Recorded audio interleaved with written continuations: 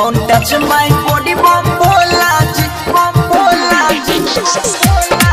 हम पीसा वाला भांग के गोला जी, हम पीसा वाला भांग के गोला जी, गोला जी। गांजा धतूर के छोरा स्वामी पियल करा कोको कोला जी, करा कोको कोला जी। गांजा धतूर के छोरा स्वामी पियल करा कोको कोला जी। Don't touch my body, bambola जी। हम पीसा वाला भांग के गोला जी। Don't touch my body, bambola जी।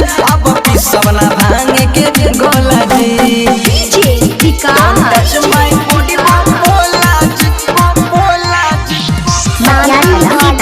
पीसा वाला भांग के गोला जी। हम पीसा वाला भांग के गोला जी, गोला जी। कहते हैं मोहत कीजिए गांजा के नशा, दिनों दिनों बिगड़ला जाई छ देह के दुर्दशा।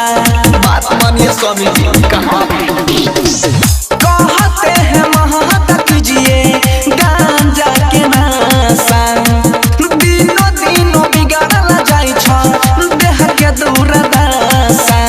सिला पलोरी से रगड़त रगड़त कालाई दर्द होला जी। Don't touch my body, bambola जी। अब पीसा वाला भांग के गोला जी।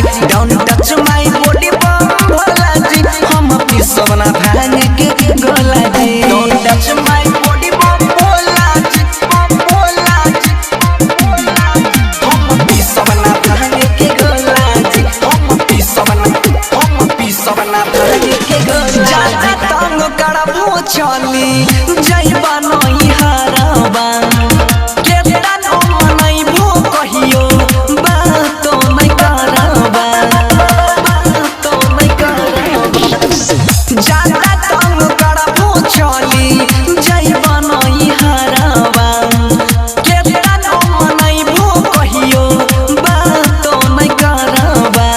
दर्शन करे सोनो बनसिया पर नजरिया खोला जी। Don't touch my body, bambola जी। अब पीसा वाला भांग के गोला जी।